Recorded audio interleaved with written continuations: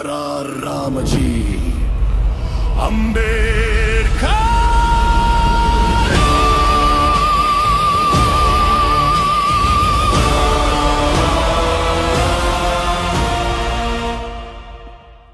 ಒಂದು 1923ರಲ್ಲಿ ಡಾಕ್ಟರ್ ಭೀಮರಾವ್ ಅಂಬೇಡ್ಕರ್ ಭಾರತಕ್ಕೆ ಮರಳಿದರು. ಅವರ ವಾಪಸ್ಸು ಒಂದು ಅಧ್ಯಯನದ ಆರಂಭವಾಗಿತ್ತು. ಇತಿಹಾಸದ ಪುಟಗಳಲ್ಲಿ ಮರೆತು ಹೋದ ಸತ್ಯವನ್ನು ಅವರು ಹುಡುಕುತ್ತಿದ್ದರು.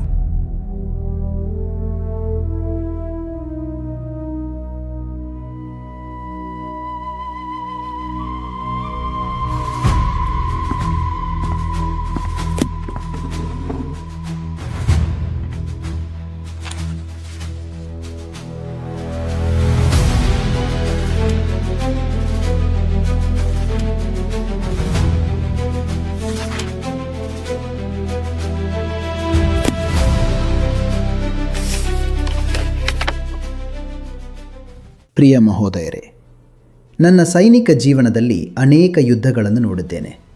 ಆದರೆ 1818ರ ಜನವರಿ 1ರಂದು ಭೀಮಾ ಕೋರೆಗಾಂವ್ನಲ್ಲಿ ನಡೆದ ಯುದ್ಧ ನನ್ನ ಮನಸ್ಸಿನಲ್ಲಿ ಆಳವಾದ ಗುರುತು ಬಿಟ್ಟಿದೆ. ಅಲ್ಪಸಂಖ್ಯೆಯ ಸೈನಿಕರು ಅಪಾರ ಶತ್ರುಪಡೆ ಎದುರಿಸಿ ನಿಂತ ಆ ದೃಶ್ಯ ನಾನು ಎಂದಿಗೂ ಮರೆಯಲಾರೆ. ಆ ಯುದ್ಧದಲ್ಲಿ ಮಹಾರ್ ಸೈನಿಕರು ತೋರಿದ ಧೈರ್ಯ ಮತ್ತು ಶಿಸ್ತು ಅಪೂರ್ವವಾದದ್ದು.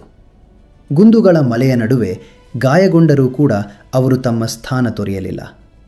ಅವರ ಕಣ್ಣುಗಳಲ್ಲಿ ಭಯವಿರಲಿಲ್ಲ.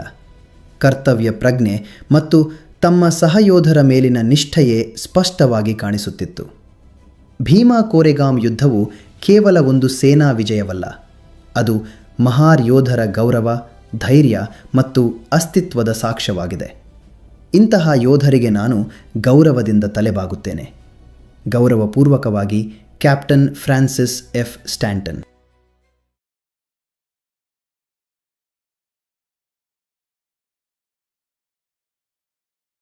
ಭೀಮಾ ಕೋರೆಗಾಂವ್.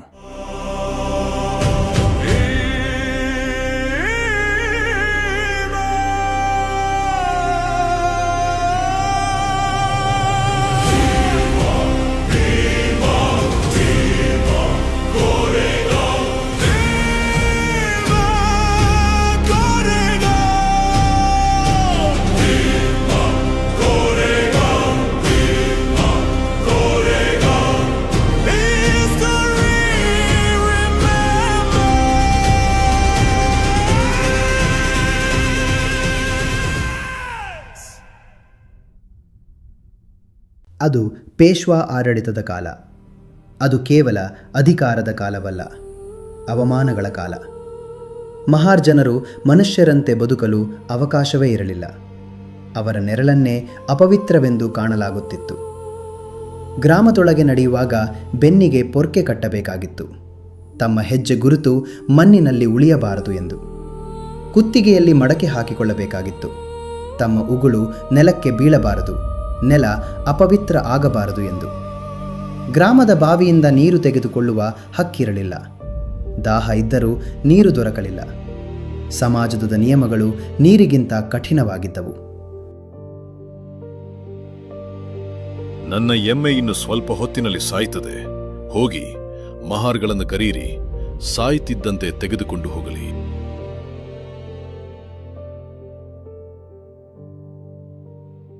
ಸತ್ತತ್ ಪ್ರಾಣಿಗಳನ್ನು ಹೂಳುವುದು, ಗ್ರಾಮದ ಕಸವನ್ನು ತೆರವುಗೊಳಿಸುವುದು, ಇವೆಲ್ಲ ಹೇರಲಾಗಿದ್ದ ಜೀವನ. ಧರ್ಮದ ಹೆಸರಿನಲ್ಲಿ ಭೇದ ಭಾವ, ವ್ಯವಸ್ಥೆಯ ಹೆಸರಿನಲ್ಲಿ ಅವಮಾನ, ನ್ಯಾಯದ ಮಾತು ಕೇಳಿಸದ ಕಾಲ ಅದು. ಅದು ಕೇವಲ ಆಡಳಿತವಲ್ಲ, ಮನುಷ್ಯನ ಗೌರವವನ್ನು ಕಿತ್ತುಕೊಂಡ ವ್ಯವಸ್ಥೆ.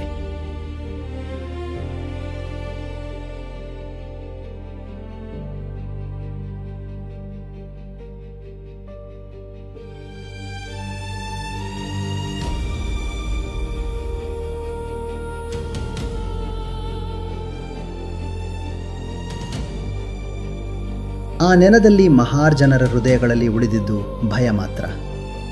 ಆಶೆಗಳು ಒಂದೊಂದಾಗಿ ಮಣ್ಣಿನಲ್ಲಿ ಹೂನಾಗುತ್ತಿದ್ದವು. ಎದುರಿಸಲು ಯಾರಿಗೂ ಧೈರ್ಯವಿರಲಿಲ್ಲ. ಎದ್ದು ನಿಲ್ಲಲು ಧೈರ್ಯವಿರಲಿಲ್ಲ. ಆದರೆ ಆ ಕತ್ತಲೆಯ ಮಧ್ಯೆ ಒಬ್ಬನು ಜನಿಸಿದ್ದ, ಬದಲಾವಣೆ ತರಲು ಹುಟ್ಟಿದ್ದ.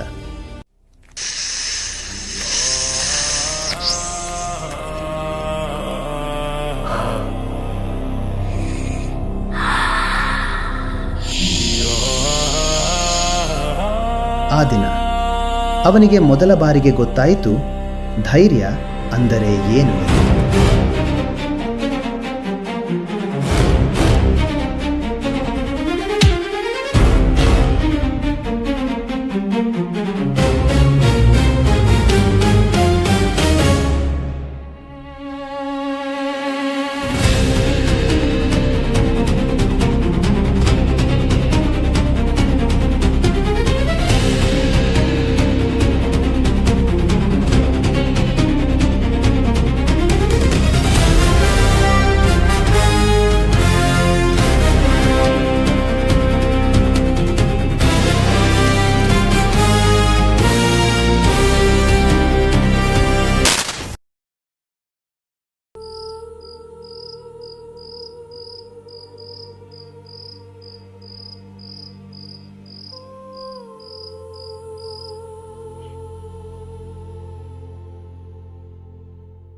ತಾತ, ಒಂದು ಪ್ರಶ್ನೆ ಕೇಳ್ಬಹುದಾ?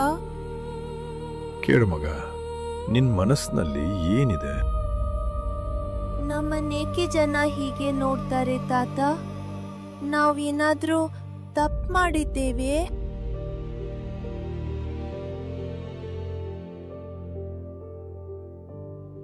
ಇಲ್ಲ ಮಗ, ನಾವು ತಪ್ಪು ಮಾಡಿಲ್ಲ. ಕಾಲವೇ ನಮ್ಮ ಮೇಲೆ ಗಾಯ ಮಾಡಿದ. ಅಂದ್ರೆ ತಾತ, ನಾವು ಮಹಾರರ್ ಮಗ. ಆದ್ರೆ ಅದಕ್ಕೂ ಮುಂಚೆ ನಾವು ನಾಗವಂಶೀಯರು.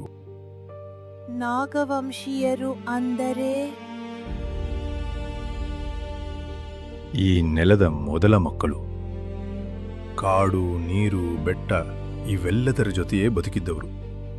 ನಾವು ಹಳ್ಳಿಗಳ ಗಡಿಗಳನ್ನು ಕಾಪಾಡುತ್ತಿದ್ದೆವು, ಜನರ ಸುರಕ್ಷೆಗೆ ನಿಂತಿದ್ದೆವು.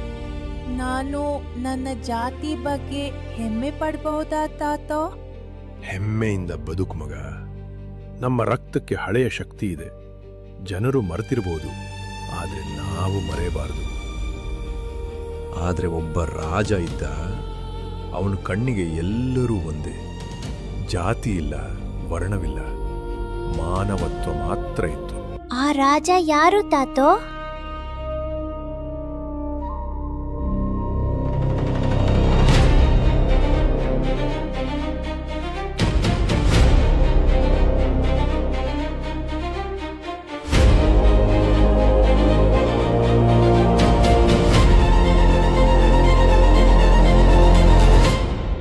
महाराज गणपति, गजश्वपति, भूपति, प्रजापति, सुवर्ण रत्न श्रीपति, अष्टवधान जागृत, अष्ट प्रधान वेष्टित, न्यायालंकार मंडित, शस्त्रास्त्र शास्त्र पारंगत, राजनीति धुरंधर प्रौढ़ प्रताप पुरंदर, क्षत्रिय कूलावतंस सिंहासनाधीश्वर महाराजाधिराजा, राजा शिव छत्रपती महाराजांचा विजय असो. जय भवानी, जय शिवाजी, हर हर महादेव.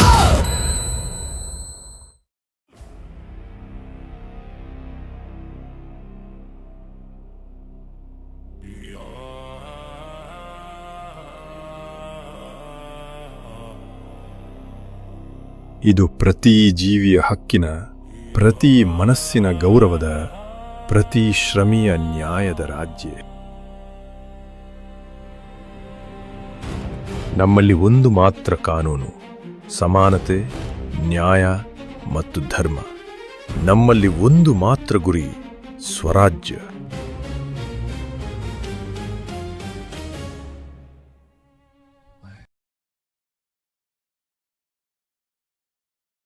जय शिवाजी महाराज.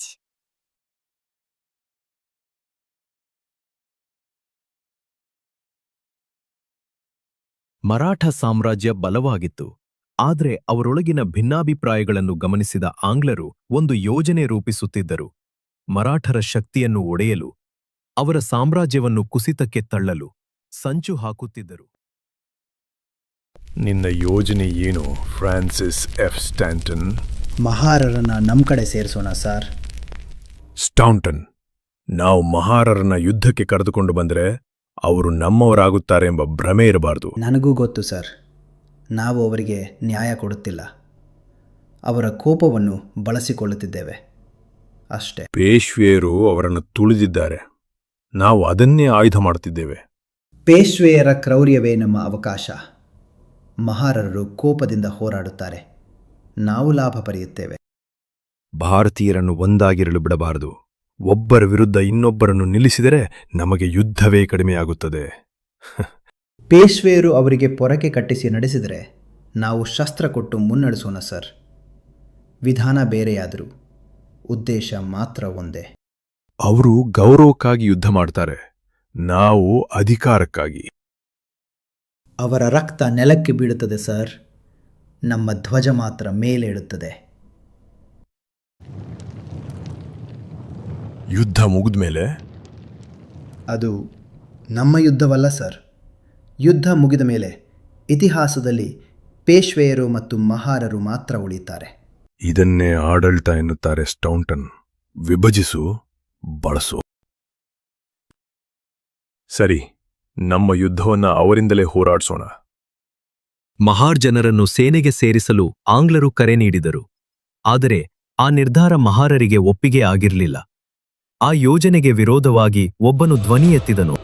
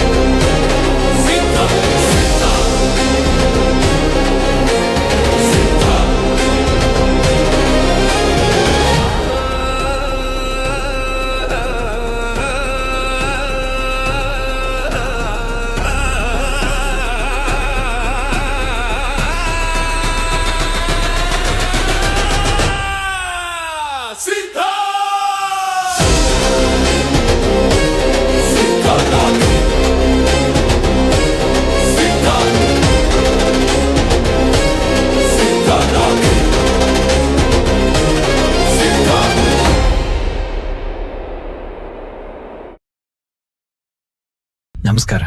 ರಾಜರೊಂದಿಗೆ ತಕ್ಷಣ ಮಾತಾಡಬೇಕು. ಇದು ಅತ್ಯಂತ ತುರ್ತು ವಿಷಯ. ವಿಷಯ ಗಂಭೀರವಾಗಿದೆ ಅನ್ಸುತ್ತೆ. ಸರಿ, ಒಳಗೆ ಹೋಗು. ರಾಜರನ್ನು ಭೇಟಿ ಮಾಡು.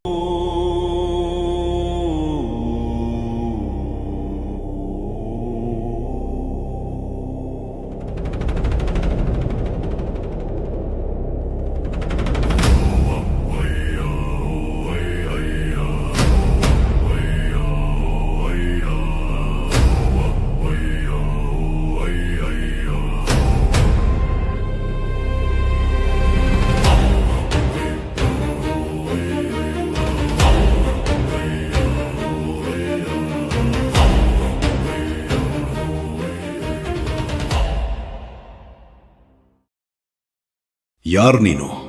ಯಾಕೆ ಇಲ್ಲಿಗೆ ಬಂದೆ? ನಾನು ಸಿದ್ಧನಾಗ್, ಮಹಾರ್ ಸಮಾಜಕ್ಕೆ ಸೇರಿದವನು. ಬ್ರಿಟಿಷರು ನಮ್ಮನ್ನ ತಮ್ಮ ಸೇನೆಗೆ ಕರೆದಿದ್ದಾರೆ. ನಾವು ನಮ್ಮ ಮಾತೃಭೂಮಿಗೆ ದ್ರೋಹ ಮಾಡಲು ಬಯಸುವುದಿಲ್ಲ. ನಿಮ್ಮ ಸೇನೆಗೆ ಸೇರಲು ಅನುಮತಿ ಕೇಳಲು ಬಂದಿದ್ದೇವೆ. ಮಹಾರಂತೆ ಅಸ್ಪೃಶ್ಯ. ನಿನ್ನ ನೆರಳು ಬಿದ್ದರೂ ಈ ನೆಲ ಕಲುಷಿತವಾಗುತ್ತದೆ.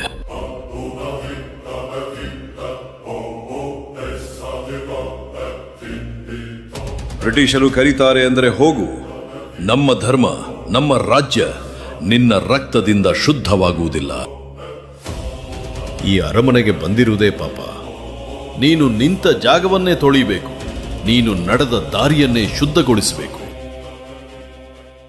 ಇಲ್ಲಿಂದ ತಕ್ಷಣ ಹೊರಗೆ ಹೋಗು. ಇಲ್ಲದಿದ್ದರೆ ನಿನಗೆ ಮರಣದಂಡನೆ ಖಚಿತ. ಯಾರು ಇವನಿಗೆ ದಾರಿ ತೋರಿಸಿದವರು ಅವನಿಗೂ ಅದೇ ಶಿಕ್ಷೆ. ನಮ್ಮ ಸೇನೆಗೆ ನೀನು ಸೇರಬೇಕು ಅಂದ್ರೆ ಮೊದಲು ನಿನ್ನ ಜನ್ಮವೇ ಬದಲಾಗಬೇಕು.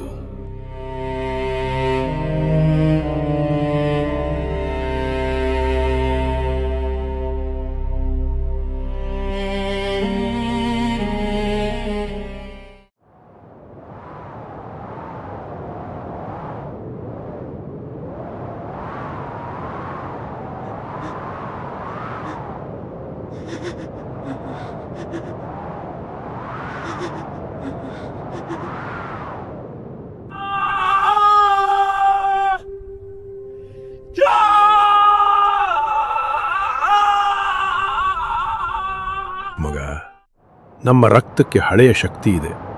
ಜನರು ಮರೆತಿರಬಹುದು, ಆದರೆ ನಾವು ಮರೆಯಬಾರದು.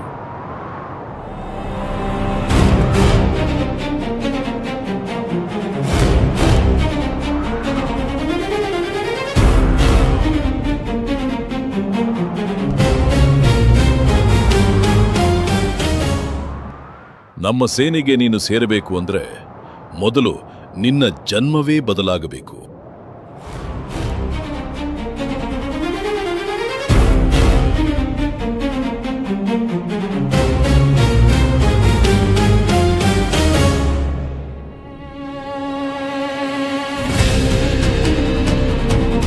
ನಾವು ಮಹಾರರು ಯಾರಿಗಿಂತಲೂ ಕಡಿಮೆ ಅಲ್ಲ. ನಮ್ಮ ಗೌರವಕ್ಕೆ ಧಕ್ಕೆ ಬಂದರೆ ನಮ್ಮ ಶಕ್ತಿಯನ್ನು ತೋರಿಸ್ತೇವೆ.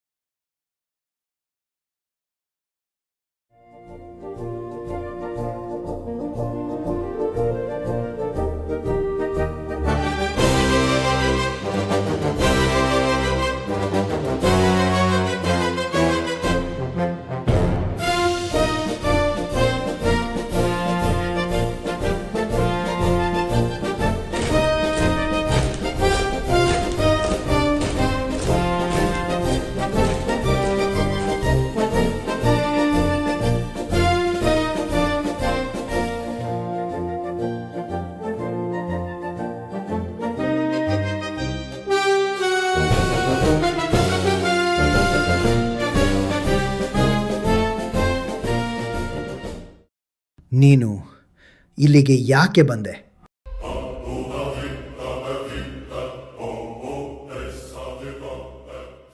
ಅಂದರೆ ನೀನು ಮತ್ತು ನಿನ್ನ ಸಮುದಾಯ ನಮ್ಮ ಜೊತೆ ಯುದ್ಧಕ್ಕೆ ಬರಲು ಸಿದ್ಧರೇ? ನಾವು ಯುದ್ಧವನ್ನ ಬೇಡೋದಿಲ್ಲ, ಆದರೆ ಗೌರವಕ್ಕಾಗಿ ನಮ್ಮನ್ನು ನಾವು ರಕ್ಷಿಸಿಕೊಳ್ಳಲು ಶಸ್ತ್ರ ಹಿಡಿಯಬೇಕಾದ ಸಮಯ ಬಂದಿದೆ. ಬ್ರಿಟಿಷ್ ಸೇನೆಗೆ ರಕ್ತ ಬೇಕಿಲ್ಲ, ನಮಗೆ ನಿಷ್ಠೆ ಬೇಕು.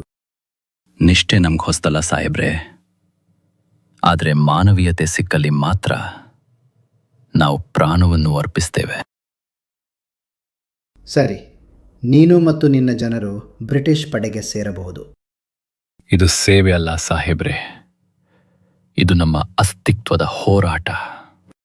ಸಿದ್ಧನಾಕ್, ನಾನು ಅನೇಕ ಜನರನ್ನು ಕಂಡಿದ್ದೇನೆ, ಆದರೆ ನಿನ್ನಂಥ ಧೈರ್ಯಶಾಲಿಯನ್ನು ನಾನು ನೋಡಿಲ್ಲ. ನೀವೆಲ್ಲರೂ ನಮ್ಮ ಜೊತೆ ನಿಲ್ಲಿ.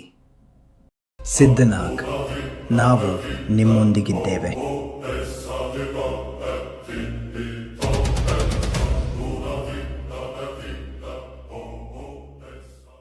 ಆ ದಿನ ಕೊನೆಗೂ ಬಂದಿತು.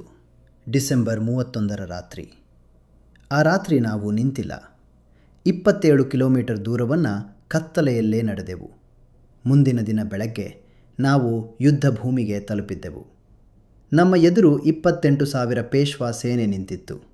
ಆದರೆ ನಾವು ಕೇವಲ 800 ಜನ ಮಾತ್ರ, ಅದರಲ್ಲೂ 500 ಮಹಾರ್ ಸೈನಿಕರು.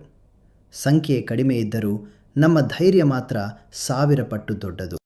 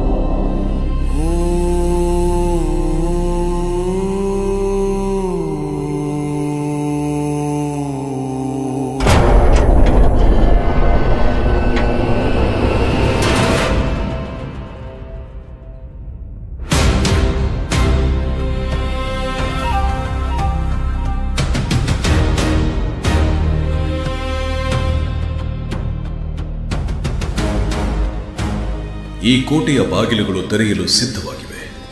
ಅದೇ ರೀತಿ ನನ್ನ ವಿಧಿಯು ಇಂದು ತೆರೆದಿದೆ. ನನ್ನ ಹೆಸರೇ ಸಾಕು. ಅದು ದುರ್ಬಲತೆಯಲ್ಲ, ಅದು ಅಧಿಕಾರ. ಕವಚ ನನ್ನ ದೇಹವನ್ನು ರಕ್ಷಿಸುತ್ತದೆ, ಆದರೆ ನನ್ನ ಆತ್ಮವನ್ನು ರಕ್ಷಿಸುವುದು ನನ್ನ ಆತ್ಮವಿಶ್ವಾಸ. ಯುದ್ಧದ ಶಬ್ದ ಇನ್ನೂ ಆರಂಭವಾಗಿಲ್ಲ, ಆದರೆ ನನ್ನ ವಿಜಯದ ಪ್ರತಿಧ್ವನಿ ಈಗಾಗಲೇ ನನ್ನ ಕಿವಿಯಲ್ಲಿ ಕೇಳುತ್ತಿದೆ. ನಾನು ಹಿಂಜರಿಯುವವನಲ್ಲ, ನಾನು ಕಾಯುವವನಲ್ಲ, ನಾನು ಮುಂದೆ ಸಾಗುವವನು. ಈ ಕತ್ತಿ ಕೇವಲ ಉಕ್ಕು ಅಲ್ಲ, ಇದು ನನ್ನ ನಿರ್ಧಾರ. ಬಾಜಿರಾವ್ ಎಂದರೆ ಅದು ಹೆಸರಲ್ಲ, ಅದು ಶಕ್ತಿ. ಭೀಮಾ ನದಿ ಸಾಕ್ಷಿಯಾಗಲಿ. ಇಂದು ನಮ್ಮ ಧೈರ್ಯ ಇತಿಹಾಸವಾಗಲಿದೆ. ನಾವು ಯುದ್ಧಕ್ಕೆ ಹೋಗುವುದಿಲ್ಲ, ನಾವು ವಿಜಯವನ್ನು ಸ್ವಾಗತಿಸಲು ಹೊರಟಿದ್ದೇವೆ.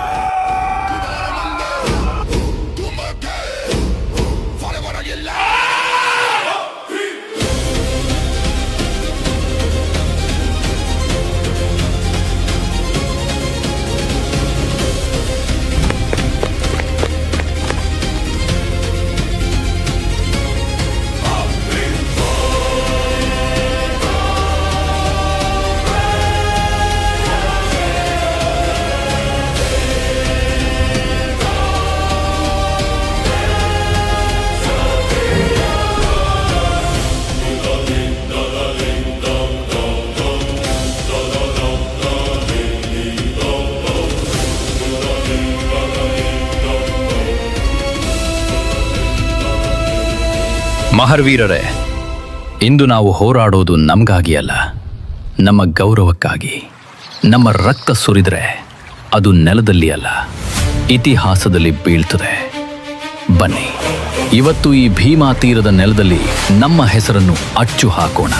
ಊಡೇರುತ್ತಿದೆ, ರಕ್ತ ಕುದಿಯುತ್ತಿದೆ, ಇತಿಹಾಸ ಎದ್ದೇಳುತ್ತಿದೆ.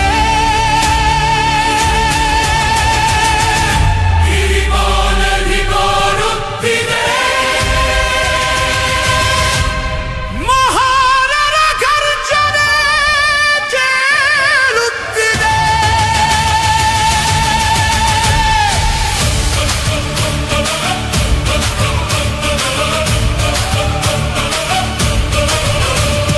ಕೈಯಲ್ಲಿ ಆಯುಧ, ಎದೆಯಲ್ಲಿ ಬೆಂಕಿ, ಗುಲಾಮನಲ್ಲ ನಾವು ಯೋಧರು ಖಂಡಿತ.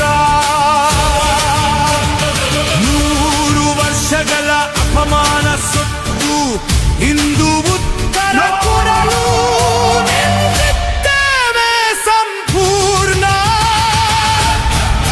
ಮೆತ್ತರು ಬಿದ್ದರೂ ಹಿಂದೆ ಸರಿಯಲ್ಲ, ಭಯ ನಮ್ಮ ಹೆಸರಲ್ಲ. ಹಸಿವಿನಿಂದ ಹುಟ್ಟಿದ ಕೋಪ ಇದು, ನ್ಯಾಯಕ್ಕಾಗಿ ಹೊತ್ತಿ ಉರಿಯುವ ದೀಪ ಇದು.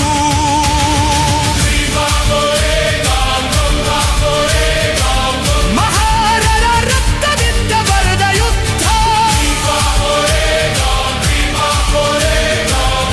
ಕುಕ್ಕದ ಎದೆ.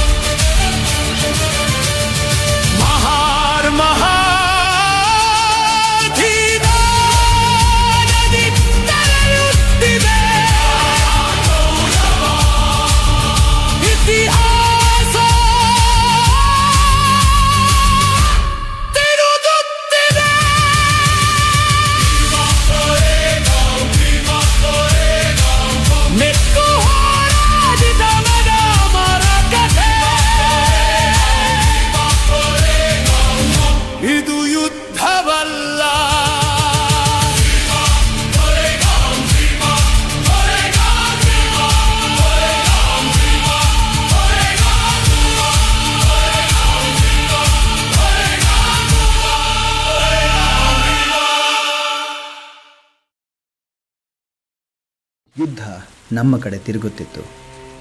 ಆ ಗದ್ದಲದ ಮಧ್ಯೆ ನನ್ನ ಕಣ್ಣುಗಳು ಒಬ್ಬನನ್ನು ಹುಡುಕುತ್ತಿವೆ. ಅವನ ಹೆಸರು ಸಿದ್ಧನಾಕ್. ಅವನು ಕೇವಲ ಯೋಧನಲ್ಲ, ಯುದ್ಧ ಭೂಮಿಯ ಮೇಲೆ ಹೊತ್ತಿ ಉರಿಯುವ ಅಗ್ನಿಯಂತೆ ಇದ್ದ. ಆದರೆ ಯುದ್ಧ ಭೂಮಿ ಕೆಲವೊಮ್ಮೆ ಕ್ರೂರ ಸತ್ಯಗಳನ್ನು ಕೂಡ ತೋರಿಸುತ್ತದೆ. ಆ ರಕ್ತದ ಮಣ್ಣಿನ ಮಧ್ಯೆ ಆ ಯುದ್ಧದಲ್ಲೇ ಸಿದ್ಧನಾಥ್ನ ಅಂತ್ಯವನ್ನು ನಾನು ಕಂಡೆ.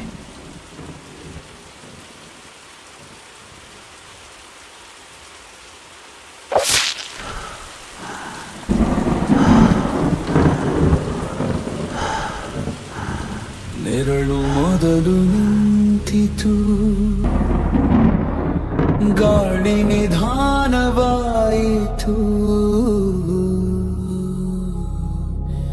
ಮೌನಕ್ಕೂ ಅರ್ಥ ಬಂತು.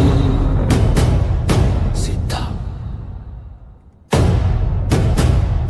ನಾಕ್ ಹೆಜ್ಜೆ ನಿಂತರೂ ಭಾರ ಇತ್ತು, ಕಣ್ಣು ಹೇಳಿದ ಮಾತು ಒಂದೇ.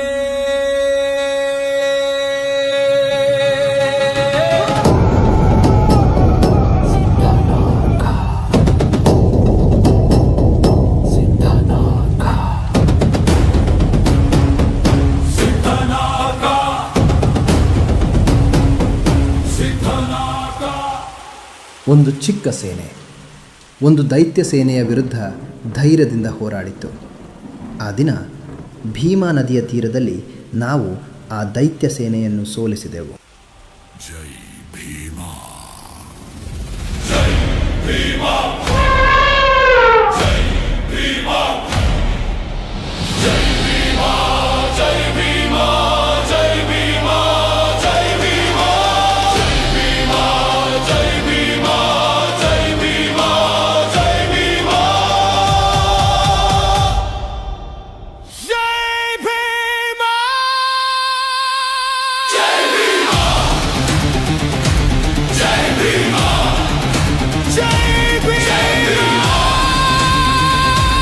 ಜೈ ಭೀಮಾ, ಜೈ ಭೀಮಾ, ಜೈ ಭೀಮಾ.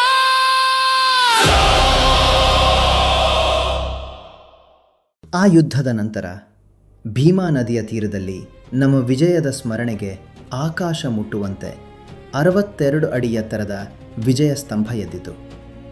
ಯುದ್ಧದಲ್ಲಿ ಪ್ರಾಣತ್ಯಾಗ ಮಾಡಿದ 22 ಮಹಾರ್ ಯೋಧರ ಸ್ಮರಣೆಗೆ 1821 ಮಾರ್ಚ್ 26ರಂದು ಕೊರೆಗಾಂವ್ ಭೀಮಾದಲ್ಲಿ ಆ ವಿಜಯ ಸ್ತಂಭವನ್ನು ನಿರ್ಮಿಸಲಾಯಿತು.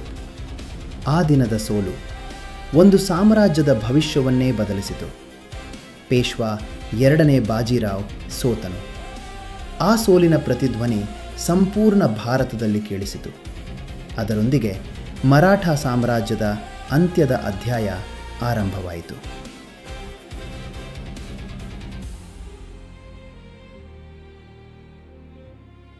ನಮ್ಮ ವಿಜಯ ಸ್ತಂಭವನ್ನು ಸ್ವಚ್ಛಗೊಳಿಸಿ ನಾನು ಬರುತ್ತಿದ್ದೇನೆ.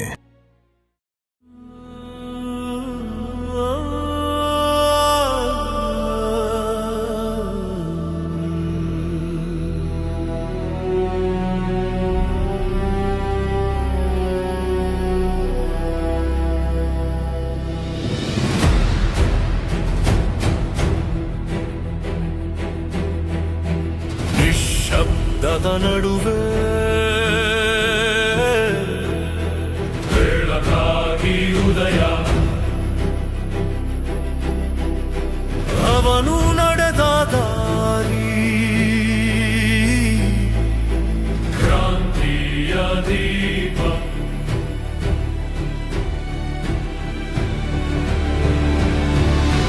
ಬಾಬಾ ಸಾಹೇಬ, ಬಾಬಾ ಸಾಹೇಬ, ಜೈ ಭೀಮ್, ಜೈ ಭೀಮ್. ಬಾಬಾ ಸಾಹೇಬ, ಬಾಬಾ ಸಾಹೇಬ, ಜೈ ಭೀಮ್, ಜೈ ಭೀಮ್.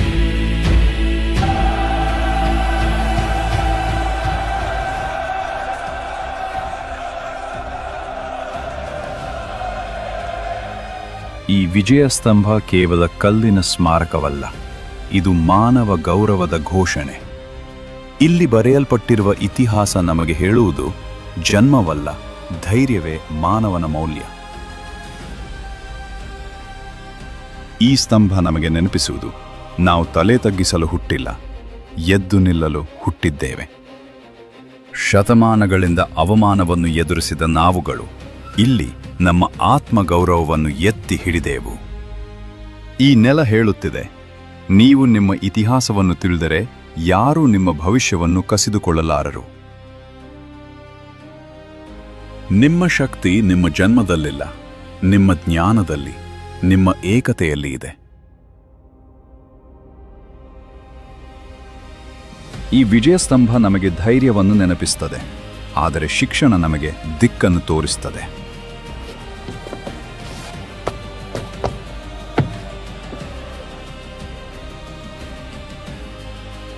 ಜ್ಞಾನವನ್ನು ಆಯುಧವನ್ನಾಗಿ ಮಾಡಿ ಮುಂದೆ ಸಾಗಿರಿ. ನೀವು ಎತ್ತರಕ್ಕೆ ಏರಿದಾಗ ಇತಿಹಾಸವೇ ನಿಮ್ಮ ಹೆಸರನ್ನು ಘೋಷಿಸುತ್ತದೆ.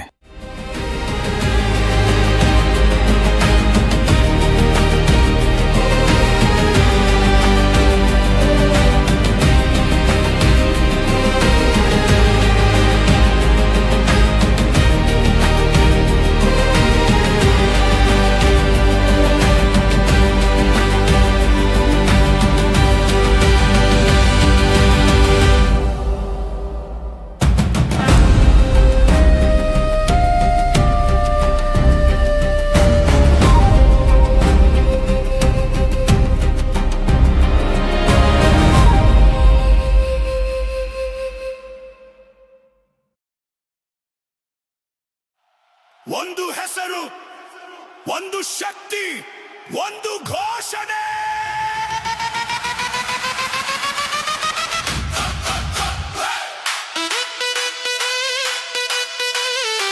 ಬಾಬಾ ಸಾಹೇಬ್